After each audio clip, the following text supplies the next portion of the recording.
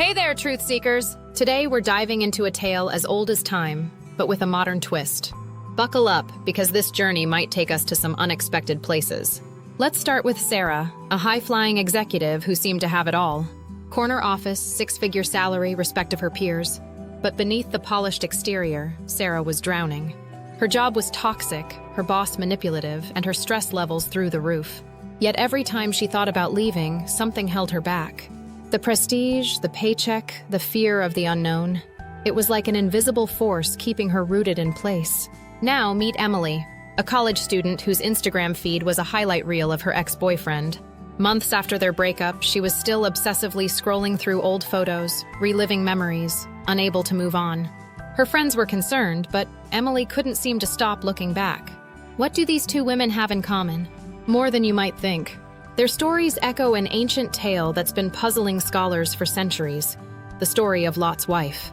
Picture this. A city is about to be destroyed. A family is told to flee with one crucial instruction: don't look back. Sounds simple, right? But for Lot's wife, that backward glance cost her everything. In an instant, she was transformed into a pillar of salt. Now, here's where things get really interesting. Biblical scholars have been debating the meaning of this transformation for centuries. Some, like biblical archaeologist Amos Frumkin, suggest it might be an etiological tale, a story meant to explain the unusual salt formations near the Dead Sea. Others see it as a metaphor for the paralyzing effect of nostalgia or regret. But wait, there's more! Extra-biblical sources offer some fascinating perspectives on this story. Now remember, these aren't part of the canonical Bible, but they do give us insight into how this story has been interpreted over time. The apocryphal Book of Wisdom, for instance, mentions Lot's wife. It states, "A pillar of salt stands as a memorial to an unbelieving soul." This suggests her transformation was seen as a lasting monument to the consequences of doubt. Jewish tradition, as recorded in the Midrash, goes even further. It suggests that Lot's wife, named Edith or Ado in some texts, was punished not just for looking back, but for her past sins involving salt. Apparently, when Lot asked her to prepare a meal for the visiting angels, she refused to lend salt to her neighbors, exposing the visitors to danger. Talk about a salty attitude. If you are enjoying this video so far, take some time to hit the subscribe button and click on the notification bell. But what if there's more to it? What if Sarah, Emily, and Lot's wife were all caught in a spiritual battle they couldn't see? In many spiritual traditions, there's a belief in entities or energies that thrive on human suffering. Could there be something similar at play here? A force that whispers, "Stay in that toxic job, it's safe here," or "Keep reliving that relationship, it's better than moving on." But wait, before you dismiss this as mere superstition, consider this.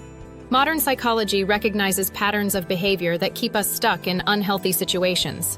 We call it cognitive bias, trauma bonding, or fear of change. What if these are just scientific terms for an age-old spiritual struggle? Let's go deeper. In the story of Lot's wife, what was so alluring about that backward glance? Was it mere curiosity or something more? Perhaps she was leaving behind more than just a city. Maybe it was her identity, her sense of self, her entire worldview. And isn't that exactly what Sarah and Emily were struggling with?